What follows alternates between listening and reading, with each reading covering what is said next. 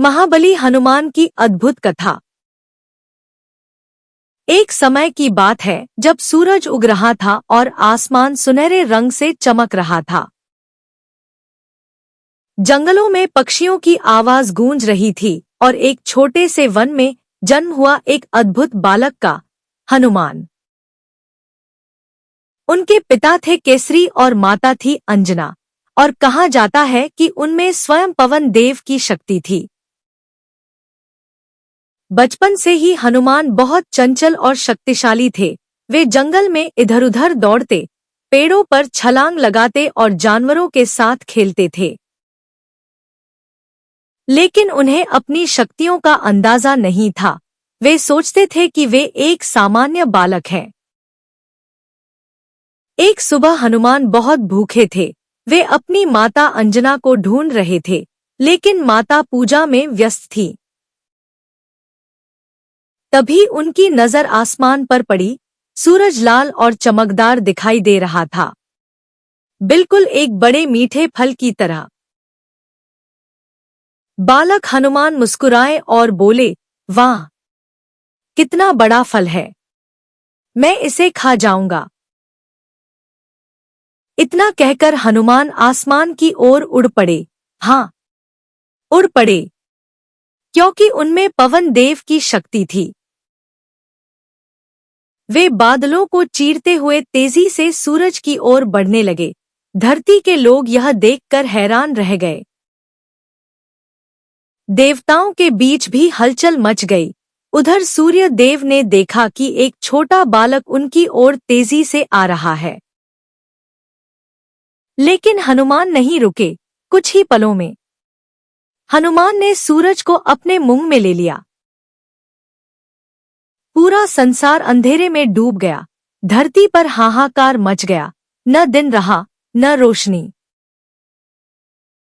देवता डर गए कि अगर सूरज बाहर नहीं आया तो संसार नष्ट हो जाएगा।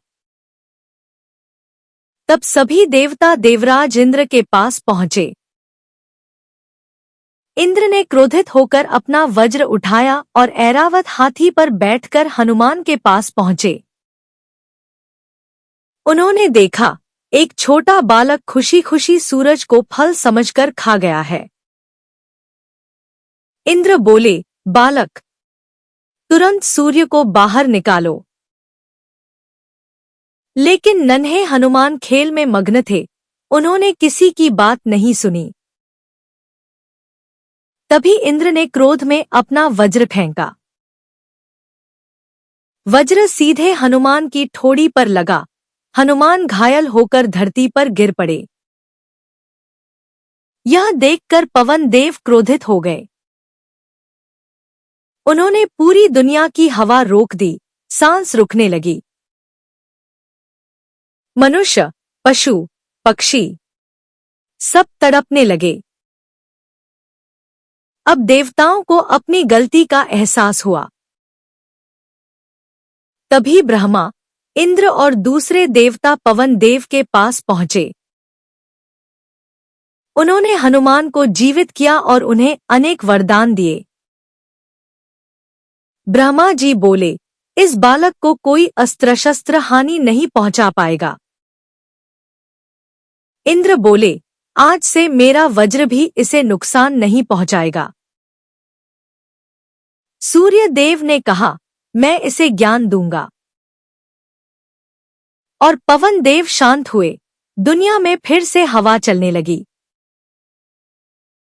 तब हनुमान ने मुस्कुराते हुए सूर्य देव को अपने मुंह से बाहर निकाला। पूरी दुनिया में फिर उजाला फैल गया।